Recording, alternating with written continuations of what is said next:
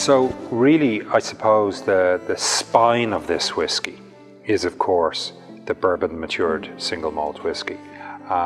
Every drop of this at one stage has been in a bourbon barrel, and then a proportion of it has been in a bourbon barrel for the entire 20 years. Certainly all the Fercullen whiskies begin life in bourbon barrels. So what is it bringing to play? I mean, the influence of bourbon on Irish whiskey is massive. There's no denying that. The American oak itself is not as dense as European oak. The charring that they do in the production of the bourbon barrel is quite heavy because of that alligator level 4 or 5, yeah.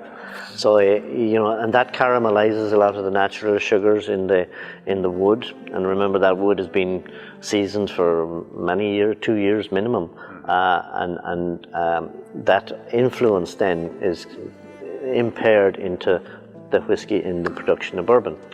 But a lot of bourbons aren't very long matured. A couple of years, 3 years, 4, and max, maybe some yeah. older. But so there's still an awful lot of activity in the bourbon cask, and that makes it ideal for the production of other spirits, and in particular Irish whiskey. It gives it a mellowness as well, so the tannins have less of an influence. There's more vanillin in American oak, more so you're getting more of that influence, I think, in European oak. Again, that's the vanilla sweetness that you get in it, and the chocolate notes sometimes as well, and the char. So over time, those combinations are extracted into the spirit during maturation, and again, over time, we lose so much to the angels. Yeah. The happy angels around Powerscourt. You see some of them flying around here, all right.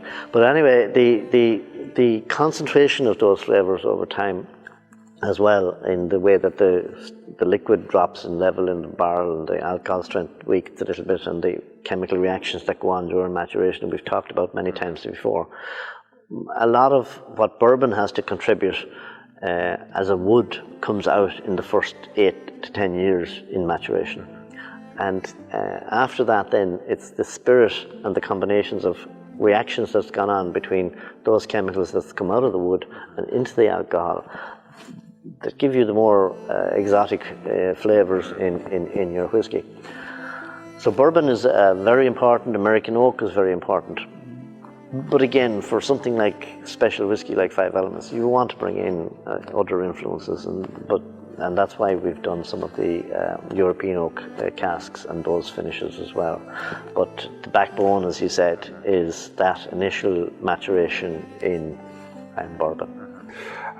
To taste it then, I mean, I said at the very start, and I think it's what I really love about this whiskey is all of those different elements, you can actually pinpoint them.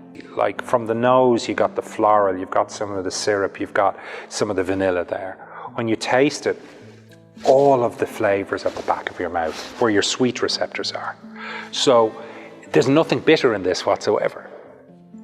It's sweet, you're picking everything up, and then some of the tannin, some of the dryness, the oloroso, just the fact it's 20-year-old barrels, or older because they've held something else previously, of course, and those tannins are coming through. So compliments to the chef, a phenomenal whiskey. Well done, Noel.